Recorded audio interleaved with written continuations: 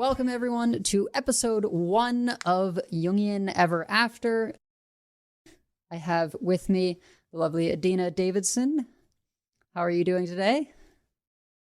I've had an entire day of technology today. But I am so excited to be really launching this. This is really a moment for me. So, yeah. How about you? How are you doing? I'm really excited to dive in. You know, we've had this idea for a while, and we're finally gonna start breathing some life into it. I'm of course Raisa Cabrera, and we're going to be your guides in two different functions through the story that's going to be this podcast. So I will bring sort of a younger, more, I guess, contemporary take on these stories, and Adina will be providing, of course, the Jungian analysis. So going into this first story of Rapunzel, I know that for me, the main points I was familiar with were really just woman is isolated in a tower by a evil witch, or theoretically evil, I guess, and has really long hair that she is forced to let down so the witch can come up, but is eventually saved by a Prince Charming who comes across her in the forest. And the Disney version, Tangled, did an interesting spin on this story where instead of your prince, we have sort of a rascal type character actually comes and saves her from the tower, and she kind of comes into her own, going on adventures with him until she has to confront the witch, and who she did love as sort of a mother figure, and not knowing that she was in fact a princess who had been stolen from her family as a child. So very different from the original version of the story, but of course adding sort of Disney's contemporary flair. So what were your sort of preconceptions going in from kind of a Jungian background? So, first of all, I want to say that we're probably always going to be talking a little bit about the Disney versions of the fairy tales, and I will almost never have seen those movies. So as Raisa, as you just laid out that plot, I'm like, wow, even though this is so different than the Grimm, it really fits with a lot of core Jungian ideas, right? So first of all, to start with, and I will probably repeat this many times during course of the podcast because it's so easy to lose track of. But from a Jungian point of view, a fairy tale can be read as a collective dream. It's a dream for all of us, which means that there isn't a princess and a witch and a prince and parents. There are all different parts of psyche that are all interacting with each other. And what we get from listening to a fairy tale, from engaging with a fairy tale, is a sense of how psyche transforms. So I listened to this Disney fairy tale and I'm like, oh, they put a trickster character in. And of course, a trickster character for Jungians is a classic transformational character.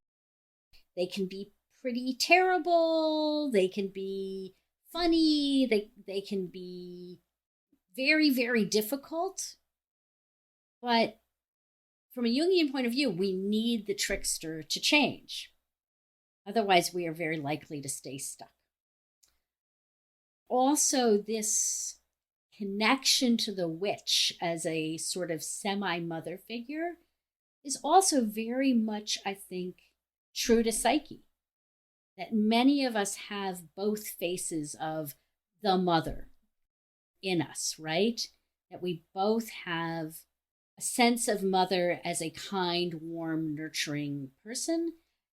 And many of us also have a sense of mother as dangerous, frightening, neglectful, ill-tempered, witchy. And probably how much of each of those you carry, how much of the archetype of the mother you tend to be conscious of, had a lot to do with what your actual human parents were like. So that was the first thing that just struck me as I was like, wow, well, yes, the Disney has very little to do with Grimm, but really, really accessible for a Jungian take on it. Well, and of course, I know many people's relationship with their mother changes over the course of their lives. You may go from the position of an angsty teenager who feels that they really hate their mother's so constricting. But then as you grow into an adult, I know for me personally, my relationship with my mother has really improved over the years.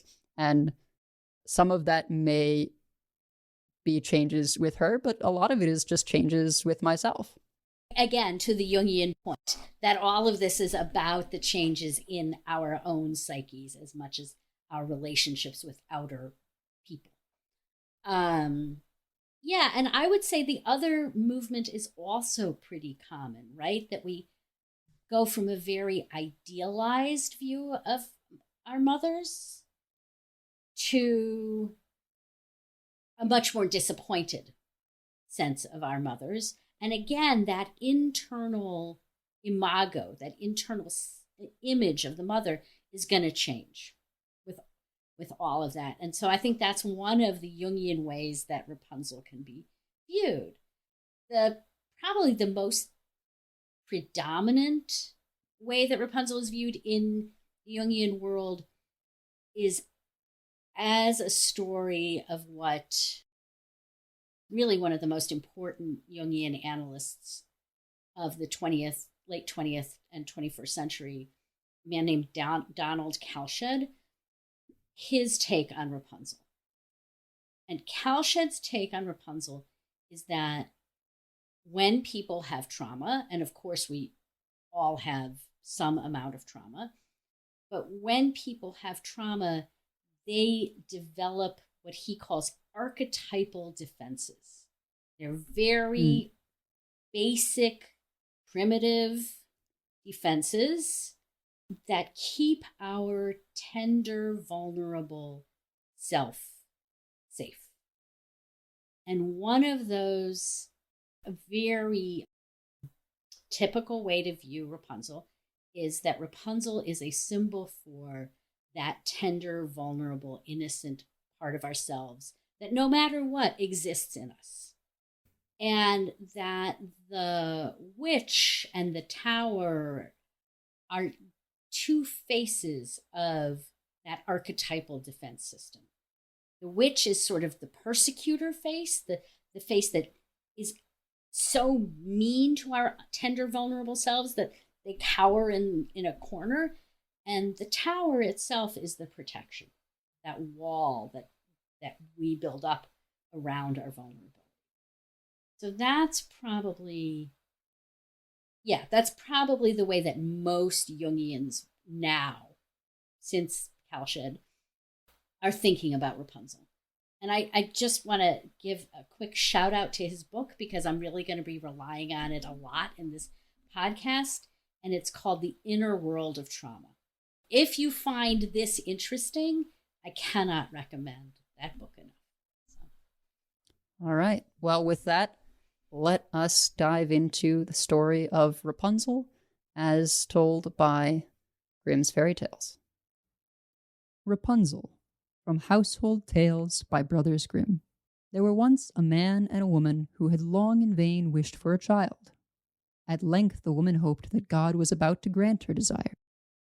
These people had a little window at the back of their house, from which a splendid garden could be seen, which was full of the most beautiful flowers and herbs. It was, however, surrounded by a high wall, and no one dared to go into it because it belonged to an enchantress, who had great power and was dreaded by all the world. One day the woman was standing by this window and looking down into the garden, when she saw a bed which was planted with the most beautiful rampion, also called Rapunzel, and it looked so fresh and green that she longed for it and had the greatest desire to eat some. This desire increased every day, and as she knew that she could not get any of it, she was quite pined away and looked pale and miserable. Then her husband was alarmed and asked, "What aileth thee, dear wife?" "Ah," she replied, "if I can't get some of the rampion which is in the garden behind our house to eat, I shall die." The man, who loved her, thought, "Sooner than let thy wife die, bring her some of the rampion thyself. Let it cost thee what it will." In the twilight of the evening he clambered down over the wall into the garden of the enchantress, hastily clutched a handful of rampion, and took it to his wife. She at once made herself a salad of it, and ate it with much relish. She, however, liked it so much, so very much, that the next day she longed for it 3 times as much as before. If he was to have any rest, her husband must once more descend into the garden. In the gloom of evening, therefore, he let himself down again. But when he had clambered down the wall, he was terribly afraid, for he saw the enchantress standing before him. "How canst thou dare," she said with angry look, "to descend into my garden and steal my rampion like a thief? Thou shalt suffer for it." "Ah," answered he, "let mercy take the place of justice. I only made up my mind to do it out of necessity. My wife saw your rampion from the window, and felt such a longing for it that she would have died if she had not got some to eat." Then the enchantress allowed her anger to be softened, and she said to him, "If the case be as thou sayest, I will allow thee to take away with thee as much rampion as thou wilt. Only I make one condition. Thou must give me the child which thy wife will bring into the world. It shall be well treated, and I will care for it like a mother." The man, in his terror, consented to everything, and when the woman was brought to bed, the enchantress appeared at once, gave the child the name of Rapunzel, and took it away with her. Rapunzel grew into the most beautiful child beneath the sun. When she was 12 years old, the enchantress shut her into a tower, which lay in a forest, and had neither stairs nor door, but quite at the top was a little window. When the enchantress wanted to go in, she placed herself beneath it and cried, "Rapunzel, Rapunzel, let down thy hair to me." Rapunzel had magnificent long hair, fine as spun gold, and when she heard the voice of the enchantress, she unfastened her braided tresses, wound them round one of the hooks of the window above, and then the hair fell 20 ells down, and the enchantress climbed up by it. After a year or two, it came to pass that the king's son rode through the forest and went by the tower. Then he heard a song, which was so charming that he stood still and listened. This was Rapunzel, who in her solitude passed her time in letting her sweet voice resound. The king's son wanted to climb up to her, and looked for the door of the tower, but none was to be found. He rode home, but the singing had so deeply touched his heart that every day he went out into the forest and listened to it. Once when he was thus standing behind a tree, he saw that an enchantress came there, and he heard how she cried, "Rapunzel, Rapunzel, let down thy hair." Then Rapunzel let down the braids of her hair, and the enchantress climbed up to her. "If that is the ladder by which one mounts, I will for once try my fortune," said he. And the next day, when it began to grow dark, he went to the tower and cried, "Rapunzel, Rapunzel, let down thy hair." Immediately the hair fell down, and the king's son climbed up. At first Rapunzel was terribly frightened when a man such as her eyes had never yet beheld came to her. But the king's son began to talk to her quite like a friend, and told her that his heart had been so stirred that it had let him have no rest, and he had been forced to see her. Then Rapunzel lost her fear, and when he asked her if she would take him for her husband, and she saw that he was young and handsome, she thought, "He will love me more than old Dame Gothel does." And she said yes, and laid her hand in his. She said, "I will willingly go away with thee, but I do not know how to get down. Bring with thee a skein of silk every time that thou comest, and I will weave a ladder with it. And when that is finally ready, I will descend, and thou wilt take me on thy horse." They agreed that until that time he should come over to her every evening, for the old woman came by day. The enchantress remarked nothing of this, until once Rapunzel said to her, "Tell me, Dame Gothel, how it happens that you are so much heavier for me to draw up than the young king's son. He is with me in a moment." "Ah, thou wicked child," cried the enchantress. "What do I hear thee say? I thought I had separated thee from all the world, and yet thou hast deceived me." In her anger, she clutched Rapunzel's beautiful tresses, wrapped them twice round her left hand, seized a pair of scissors with the right, and snip, snap, they were cut off, and the lovely braids lay upon the ground. And she was so pitiless that she took poor Rapunzel into a desert, where she had to live in grief and misery. On the same day, however, that she cast out Rapunzel, the enchantress in the evening fastened the braids of her hair, which she had cut off, to the hook of the window, and when the king's son came and cried, "Rapunzel, Rapunzel, let down thy hair," she let the hair down. The king's son ascended, but he did not find his dearest Rapunzel above, but the enchantress, who gazed at him with wicked and venomous looks. "Aha!" she cried mockingly. "Thou wouldst fetch thy dearest, but the beautiful bird sits no longer singing in the nest. The cat has got it, and will scratch out thy eyes as well. Rapunzel is lost to thee. Thou wilt never see her more." The king's son was beside himself with pain, and in his despair he leapt down from the tower. He escaped with his life, but the thorns into which he fell pierced his eyes. Then he wandered quite blind about the forest, ate nothing but roots and berries, and did nothing but lament and weep over the loss of his dearest wife. Thus he roamed about in misery for some years, and at length came to the desert where Rapunzel, with the twins to which she had given birth, a boy and a girl, lived in wretchedness. He heard a voice, and it seemed so familiar to him that he went towards it, and when he approached, Rapunzel knew him and fell on his neck and wept. 2 of her tears wetted his eyes, and they grew clear again, and he could see with them as before. He led her to his kingdom, where he was joyfully received, and they lived for a long time afterwards, happy and contented. So, I hope you all enjoyed that reading of Rapunzel. We're going to dive into the analysis now. So, you mentioned some things leading in, but why don't we start off breaking down piece by piece the various parts of the story.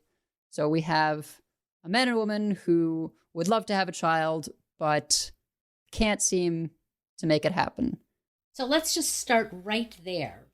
Again, we're taking that perspective that the man and the woman and the wished for child are all symbols for different parts of psyche, right? So traditionally in Jungian analysis, male and female are viewed as opposites, and when they come together in a conjunctio or in a marriage in a fairy tale, that is a coming together of the opposites, and the psychological goal of that coming together of the opposites is the birth of something new. So right away we see, okay, we've had this marriage, but there hasn't, for some reason, that it has not resulted in the birth of something new. And there's that yearning for something new to come into the world. And again, I think that that's a feeling that we can all resonate. I am ready. I've done all of the work. And there still isn't anything new. I'm still waiting. I'm still not as fully alive as I want to be. Something that kind of surprised me was she yearns for this rampion even before she's pregnant. I had thought that this was going to be intended as like a craving, a pregnancy craving. But she yearns for the rampion from the witch's garden before she's pregnant, and then again after she's pregnant. So what's kind of the explanation with that? So I think there's a couple of different possibilities, and it really depends on how we view this symbol of Psyche, right?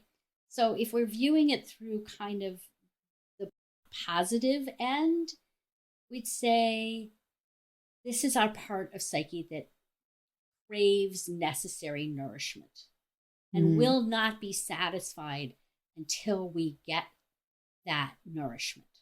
If we view that aspect of Psyche through a different lens, or perhaps it's just different ends of the same archetype, right? A dark face and a bright face. Mm-hmm. It's greed. We're never satisfied. We never have enough. And I think in the Rapunzel story, the willingness of the wife, the mother, to put every other aspect of Psyche in danger to get the rampion says probably we're looking at more of the dark face of this. We're looking more at the times where our normal, natural, instinctual yearnings have become obsessive. And they can no longer kind of connect to the reasonable, rational parts of our mind. And they just don't care anymore about consequences. They want what they want, and they want it right now. And maybe perhaps a bit of grass is always greener kind of thing as well. You know, she's looking outside her window at this garden that belongs to someone else. And we all have a partner, I think, or a family member who says, oh, it tastes better when I take it off your plate. We certainly do in my family. That one would be me. That would be the Adina partner in my family. Uh-huh. Yeah, but I actually think that sense that other people always have it better, or something I don't have is better, actually really is part of that sort of obsessive takeover of a natural instinct, right? Sure. I mean, I think we can really see how badly it's going for our society. If we think about, yes, it's a completely natural, normal human instinct to have a little more than what we have now. But in our current situation, that incessant drive to have more and more and more and more is part of what's really endangering our whole planet, I think. Yeah. And it certainly goes to an even darker place when the husband goes out into the garden. First time it's fine, he makes it back okay. And then the second time, the witch is waiting for him. Perhaps the implication is she knows she'd been stolen from before, so this time she's on guard. And in his sort of bluster at being caught, he's willing to take on any cost, even one so great as the child that they've been waiting for all this time. And this really is an enormously dark archetypal pattern. I think we see this tale of fathers sacrificing their children to benefit themselves in so many myths and fairy tales and biblical stories. Agamemnon, the great Greek war king, sacrifices his daughter Iphigenia so that he can get a good wind to go fight in Troy. It doesn't end very well for Agamemnon. Iphigenia's mother is waiting for him when he gets back and kills him in his bath, but he has no compunction about sacrificing her for his own political needs. Yeah, I mean, I think we can all think of lots of examples, both in fairy tales and myths. I'm not going to go into that too much, but I think that this really symbolizes how narcissism in parents, and I would say both in mothers and fathers, this is not in fairy tales and myths, it tends to be the masculine who is willing to sacrifice the child. But I think in actual lived experience, it's narcissism in the parents. And again, it's always to some degree happening in all families, but when it becomes a dominant characteristic of one or both parents, when their needs come before the child's needs, that child really is a sacrifice. That child doesn't ever get to develop into the person they're supposed to be, or at least not until they can get away from that home and perhaps do that work in a much more difficult way as an adult. At its most extreme, I think we see this in sexual abuse, right? Where a parent uses the child both physically, emotionally, and spiritually for their own needs, and really causes untold damage. But again, I think it happens in subtler but extremely damaging ways all the time. Right. Well, and in this story, I think part of what's interesting is the witch comes and takes Rapunzel away, and it's kind of fine initially, at least where Rapunzel is concerned. You know, she is raised by the witch. She doesn't realize that the witch is not her caretaker or mother. She sees so little of the world that she doesn't actually know what she's missing necessarily. This is something that they kind of adjusted in the Disney Tangled. She yearns for the outside world and wants to go see the lanterns that she always sees on her birthday. But in the Grimm fairy tale, I don't think she's really that concerned necessarily being in the tower. She's sort of she's fine. Just living her life. Yeah. And I think this is really a story that talks about how that protector-persecutor complex that I talked about before we read the story, how it's developed, right? If a child is born to narcissistic parents, that child is going to need to develop very powerful, very early defenses to emotionally survive. A child who is being used for the needs of their parents is a child who is at risk of annihilation. And so the protective face of the protector-persecutor complex really swoops in, and through building a wall around that child, around that innocent, vulnerable part of the self, really protects the child. If any of you have been kind of dissociated at all, that's how it feels like. You're just in this calm, quiet, walled off space, and you're not in touch with external reality. I mean, that's the price, right? Is that you lose touch with external reality. But you're not frightened, you're not overwhelmed, you're not much of anything. You're just in this sort of tower. I have one quick correction. I didn't realize that she doesn't grow up in the tower. She's put in the tower at 12. So that may contribute to some of the happy early childhood, but it really kind of time skips to that. And I could imagine her growing up, okay, maybe not in a tower as such, but isolated from other people. It seems the witch is really the only force in her life, and then she hits puberty, put in the tower. Right. I don't think that the fairy tale is particularly interested in her relationship with her parents. Right. That's not. The interesting thing is this willingness to sacrifice her, and then what the witch does with that willingness. Right.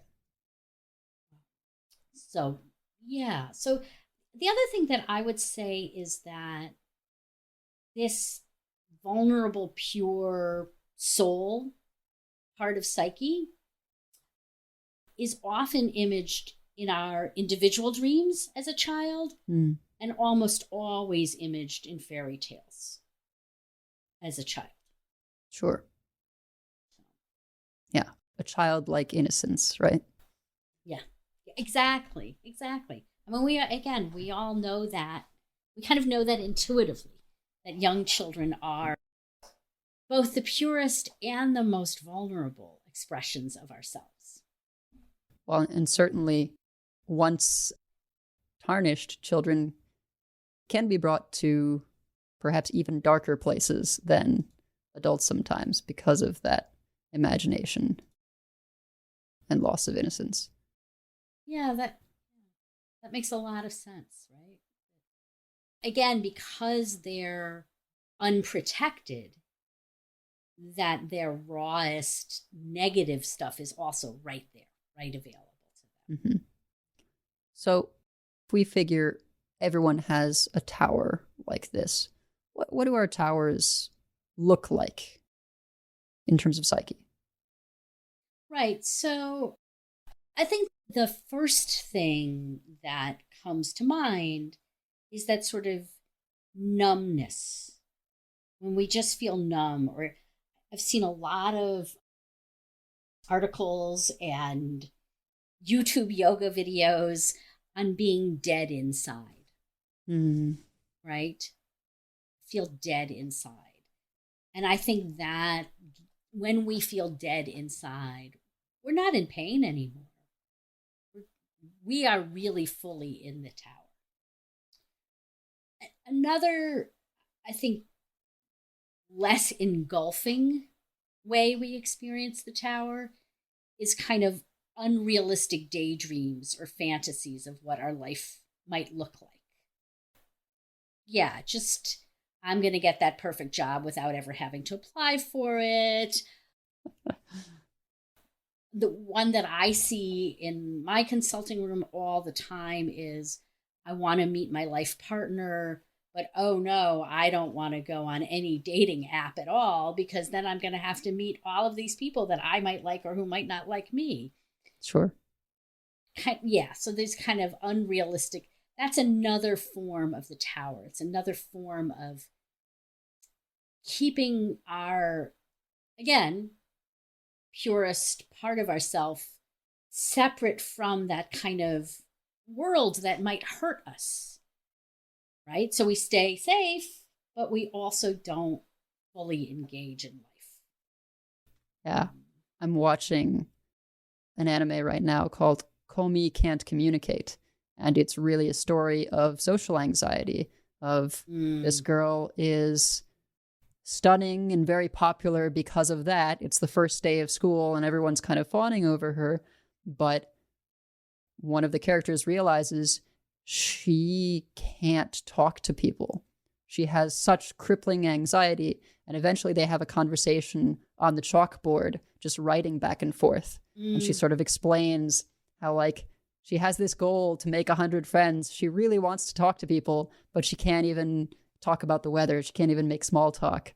And yeah, it's very much that it's safer to kind of run away and not say anything and, you know, be this mystery.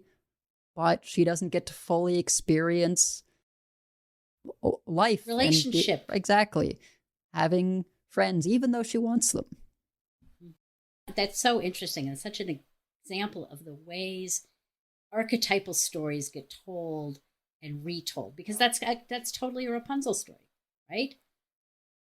I am walled off and safe, and I will not reach out to have relationships. oh, but I want them so badly. So Comey's version of letting down her hair is to write on the chalkboard. Mm-hmm. Because actually, in the end, both for Rapunzel and for Comey and for me, that isolation, that numbness becomes unbearable. Sure. All of our instinctual drive to live is fighting against the tower, the witch, which I think, again, is interesting when we look at the Rapunzel story, because if you think of an instinctual desire to live from a Freudian point of view, that's sex. From a Jungian point of view, sex is one of the expressions of it. And in the Rapunzel story, she gets walled off at the point where she would begin to become a sexual person, right? At 12. And the thing that frees her is, I mean, they never say the word sex in the fairy tale, but is an erotic, romantic, love, presumably physical relationship with someone else.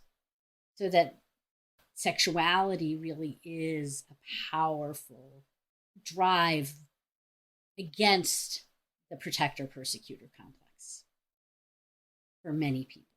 And she comes to a realization at one point, he will love me more than old Dame Gothel does. Gothel, of course, being the witch. Right. And it's a tower with no way in or out, no stairs, no door, but she makes a way out with her hair.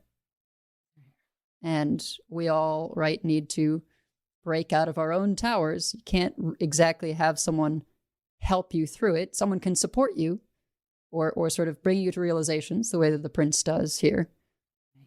But she has to get herself out.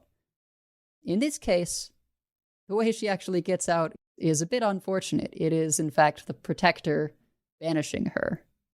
The hair let her sort of get the support and experience the outside world, but as you say, implied sex, there is a child, right?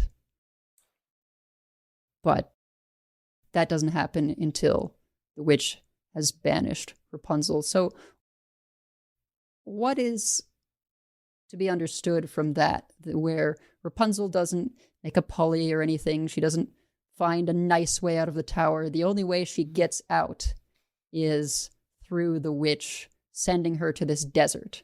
So I guess I would actually even back it up a little bit and say the first initial pathway out of the tower or connection to an outer world is her hair, right? And that, again, hair is often symbolic of sexuality. But I also think, if you imagine how painful it is to have somebody climb up your hair, that's actually, I think, very true of how painful it is to reach outside of the safety of our tower. It is agonizing, especially for people with tremendous early trauma, right? Where this protector-persecutor complex is the dominant part of psyche, not just one of the parts of psyche, which it is for all of us, but really one of the like front and center. Reaching out for relationship or even allowing relationship, we all want that so badly, and it hurts. Right. For people who've had lots of early trauma or severe early trauma, being loved hurts. And maybe it hurts for all of us. So I think that this image of the hair is a really good one for that. So, and also that we don't grow our hair on purpose. Hair just grows. And I think that that's also true of some of the ways that psyche develops. We do work and it happens. But some of it just sort of seems to emerge. And there it is. And again, I think we often see that in fairy tales, that the helpers are just there. And in Rapunzel's case, the hair is just there. She didn't have to do anything. She just had, it just came. Now she had to figure out how to use it. And that's where what I would call ego, the reality, the part of ourselves, becomes so important. Psyche can give us what we need, but the conscious part of ourselves has to figure out how to use it. Although it seems perhaps actually the witch kind of comes up with how to use it. You know, coming around and saying, Rapunzel, let down your hair. Again, the witch is part of, it's all part of us. Right, of course. So it's interesting, though, that the idea comes from that persecutor, protector part of ourselves. But I guess that image of that complex, she, it, that part of ourselves, believed that Rapunzel would only use it to connect to the witch. And right. It never occurred to the witch that Rapunzel would use it to connect to a broader world. But yeah, I mean, it also, like, again, as I think about how we develop as human beings, we never know when something that is necessary for our development, we never know where it's going to come from. It can come from the darkest places in us sometimes. And you had a question and I totally lost it. No, it's fine. So proceeding through the story, the king's son, as it says, the prince, we'll call him. The prince comes by and he hears this beautiful song, comes across the tower, can't get in until he observes the witch calling out, Rapunzel, Rapunzel, let down your hair. And he does the same thing. One could imagine she could tell the difference between the voices, but she let her hair down for him all the same. And initially she's afraid, but then she's grateful to have this friend, and he asks if she will take him for a husband. Again, I think it's interesting that it's singing, right?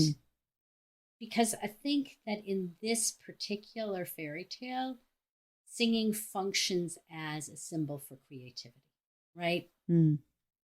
How we take something that's formless but beautiful in our unconscious and transform it into something that can communicate with somebody else. And I think the fact that Rapunzel uses her singing to pass the time, to endure her loneliness, is very true for a lot of my analysans, right? They use their creative process as a tool to endure all of the hard things that they are enduring. And that the first step in that is that she does it all by herself, right? She doesn't sing for the witch. She doesn't sing for her parents, who are presumably not that far away from the tower. She just sings by herself.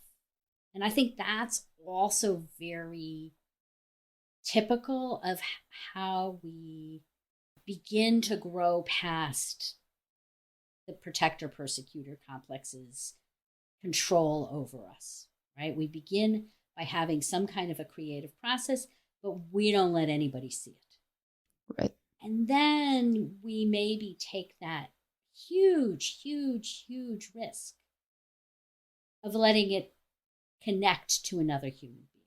And when somebody else receives our creativity, when they interact with our creativity, when it stops being a solo project and becomes a dance, that's a point where the tower really weakens its hold. And I think that that's what we're seeing in the Rapunzel story. And I could give some clinical examples, but I'm feeling like maybe we should keep moving through the story. Well, certainly, I mean, not just creativity, but also opening yourself up to love another person opens yourself up to being hurt by them. There's all kinds of stories where there's a character who is totally done. They've forsaken any love because they don't want to be hurt again. Right.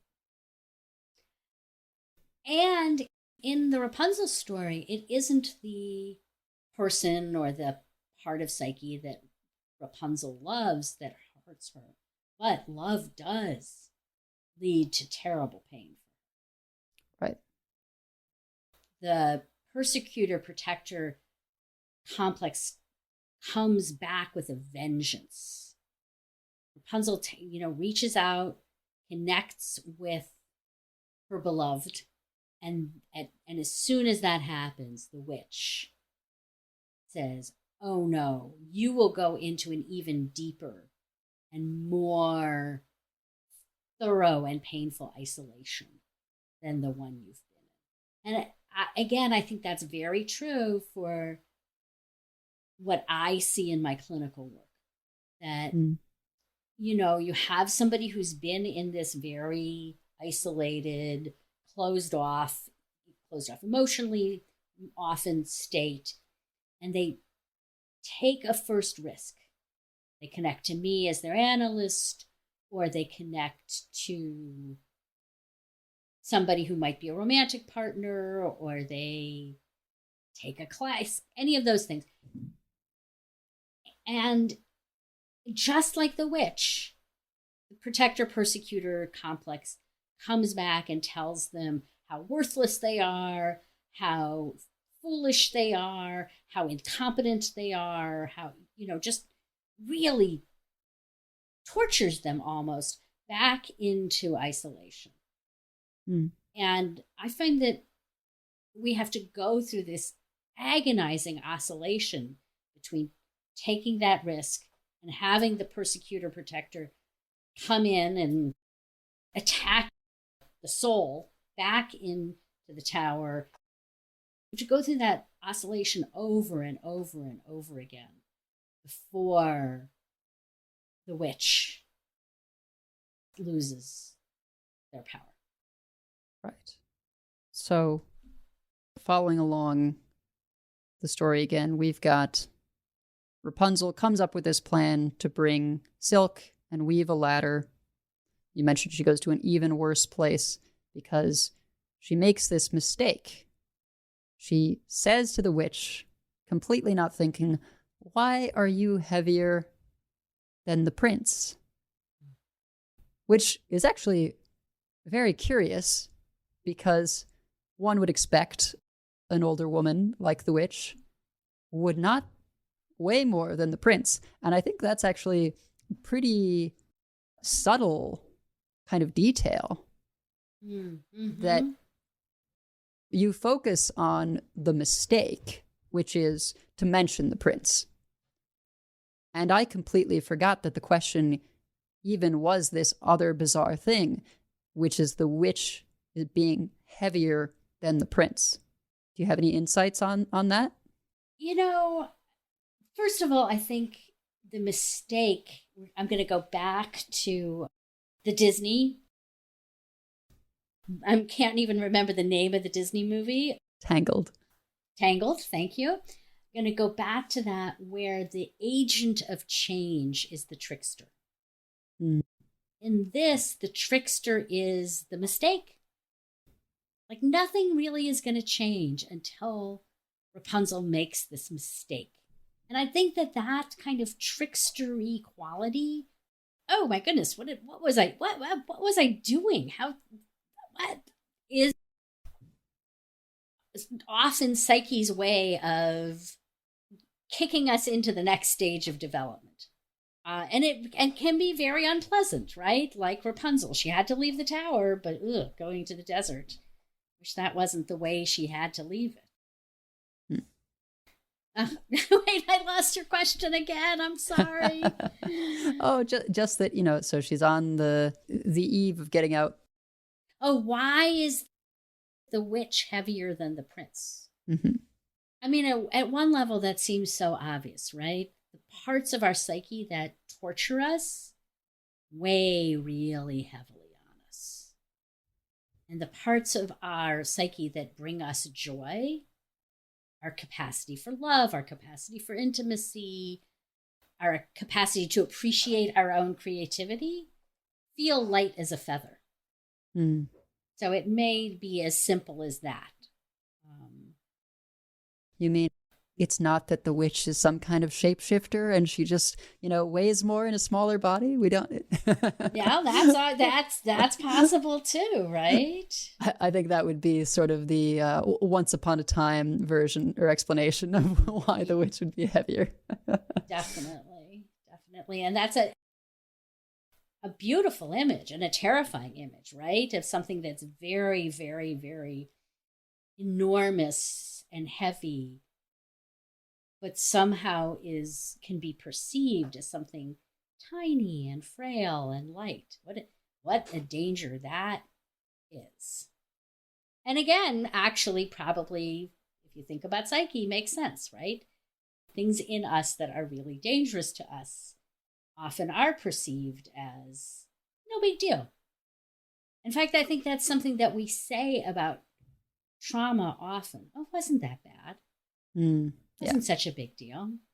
At some point, I need to get you to watch this different anime called Full Metal Alchemist Brotherhood. Got an alchemy element. Full Metal Alchemist, that is a hysterical title. It translations, whatever. Yeah. But they are fighting against these homunculi who each embody a different of the 7 deadly sins. And I kind of thought of that shapeshifter thing because one of them, envy, takes the form of this kind of non-binary, maybe slightly feminine, young individual, but they have this weird realization that it must have another form because when they engage with it, it's so heavy. You see it, the tracks and marks it makes in the mud are the weight of something far bigger. Right. And of course, when you see its true form, it's this ghastly monster, an amalgamation of all kinds of different people. I would love to see that. And that's an interesting little foreshadowing of our next fairy tale, Cinderella, which I'm going to argue is at least partially a tale of envy. Oh, I think it's perhaps more than partial. It plays a rather large role. But back to Rapunzel. So we're in the desert, even more isolated and desolate. And she's supposed to live here in grief and misery. The witch has made it clear that she thought she had separated her from all the world. Now she's sought to kind of do that in a more final way, even separate from herself. The witch no longer even close to Rapunzel. And she waits in the tower for the prince to come up, who is completely unsuspecting, thinking he's going to find Rapunzel and he's brought the silk and is going to go down. And they have this confrontation in which he, in his desperation to get out of the tower now and flee from the witch, falls into a patch of briars and his eyes are scratched out. So there's a lot of pieces going on there. Can you walk us through it? Yeah, so he is innocently but really foolishly, jauntily going back up to the tower. He knows the witch exists, and he knows how harsh she can be. And yet he takes no precautions at all. And again, I think this has a bright face and a dark face. The bright face is that we sort of need that foolish innocence to take risks, right? Or maybe we wouldn't take them. On the one hand, but on the other hand, it really is sort of the blindness that we often go into dangerous situations for ourselves, right? We're like, I'll be fine. It'll be fine. Without being particularly honest and clear-eyed, right? So it's interesting that the consequence for his almost deliberate blindness, right? Is that he is actually blinded. I mean, I would argue that the consequence for that kind of foolish blindness is almost always pretty severe, right? There is just sort of this natural consequences that come when we don't realistically assess situations. In this case, the consequence forces him to physically live out what he had been psychologically doing. And it could be that there's something about physically living it out that allows him to get the experience that he needed to grow that more adult caution, right? If you think of the sort of peak of this, I'll be fine, it's kind of adolescence, right? And we get pretty banged up generally as we become emotionally, many of us physically, we get banged up as we grow up, which then allows us to be more cautious. And I would argue also allows us to create that protective circle that if we have children, our children need. An incautious parent is a pretty scary parent. So that again, I think you can see this process of taking this foolish risk, paying a price, falling into those painful brambles, being blinded, living blinded, all is sort of a necessary preparation for being a more functional adult. Does that make sense? Does that? Yeah. Well, and, the blindness ultimately does get healed. First, he has to wander around like that for years until he finally finds Rapunzel again, who has had twins, and her tears heal the prince's eyes. So again, this is a bit of a foreshadowing for our next fairy tale, but it's also just a theme in fairy tales, and I think very much a theme in psyche. Honestly felt grief heals. When we can really weep, when we can really grieve our losses, that's the place where something new can come in, where we no longer just wander endlessly, but we begin to move along that path of individuation. We begin to become more of ourselves. And as long as we avoid the grief, we can't grow. We can't change. And fairy tales really honor grief. It really, over and over again in fairy tales, it's where the something new comes out of. It comes out of tears. And it's interesting that, so his eyes grow clear again, and he leads her back to his kingdom, where they're joyfully received, those couple of years, whatever, it's fine. And they live for a long time afterwards, happy and contented. Rapunzel's parents, they don't get a happy ending. Right. Well, Rapunzel really is an example of narcissistic parents, right? Her mother did not care at all what the consequences to her husband would be of getting that rampion. Again, they all knew this witch was there. Like, nobody was surprised that there was a witch. No one didn't know that the witch owned the rampion. The wife, the mother, Rapunzel's mother, just didn't care at all that she was putting her husband in mortal danger. And Rapunzel's father, as we've already talked about, was completely willing to give up his baby to save himself, which is the exact opposite of what we hope a parent will do. I mean, just exactly the opposite. And honestly, it's interesting to me how often it comes up in myth and fairy tale that the parent does do that, because I think in actual waking life, the instinct to protect our children is very powerful. But I guess the other pattern must be very powerful too. So in any case, I don't think that when narcissism is untouched, that there's much capacity for real joy, right? I think in fairy tales and in life, joy comes out of meaningful connection to deep parts of ourselves and meaningful connection to other people and meaningful connection to creative process, to work. That's where real joy comes from. And narcissism actually doesn't allow for any of that.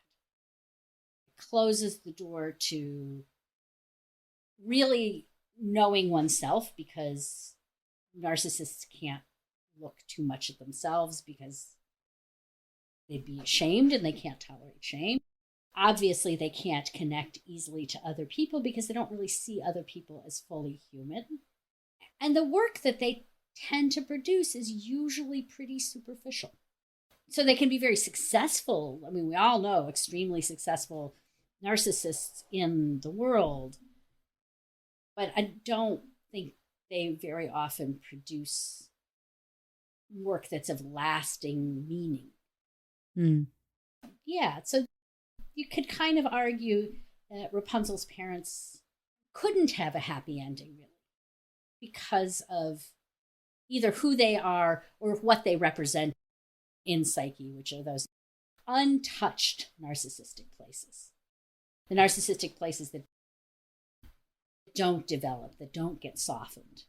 And if you think about narcissists that you know, or you think about your own narcissistic places, they're pretty unhappy people or unhappy places in our life. I also think it's really interesting. Fairy tales never imply immortality, right? It's always they live to an old age. There's always sort of this sense of this sort of natural flow of life. That there's hard times and there's joyful times. And if we're lucky, there's this sort of peaceful end. And I really like that about fairy tales as well. Yeah, there's a story that we may get to at some point that is told in Greek mythology, and also I think there's a Grimm version of the couple who takes in the travelers not knowing that they're powerful beings in some capacity. And the happy ending there is not that they're rewarded necessarily with immortality, but that they die at the same moment. These two people who are so in love. Well, that basically wraps it up for Rapunzel. Do you have any final words, or do you want to give sort of a preview of what's to come? So I do want to once again really honor my teachers, and particularly my teacher, Donald Kalshed, in my understanding of this fairy tale. So next time we're going to be looking at Cinderella, and I'm going to also be honoring some great analysts.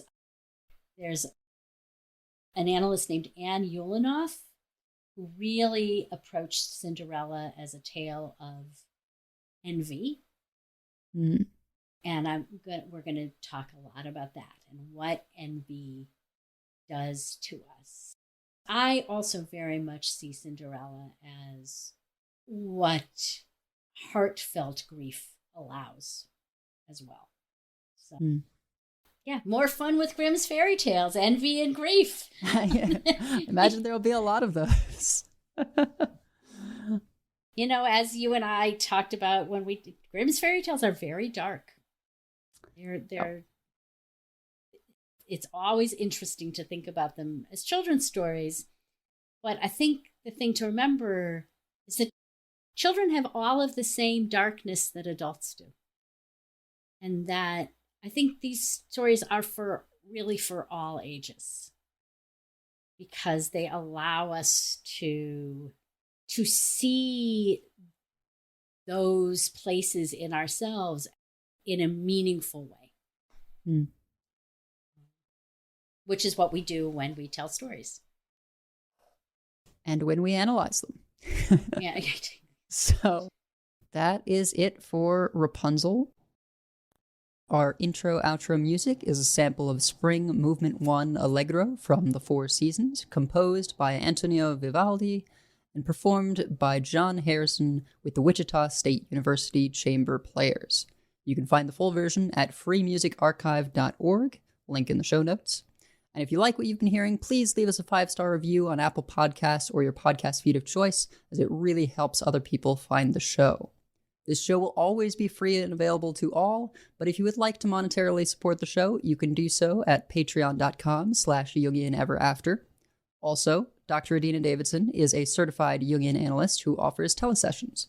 You can find out more about her practice at adinadavidson.com or her Psychology Today profile. We'll be with you again next month, but until then, we hope your month is filled with exploring the worlds of imagination and storytelling.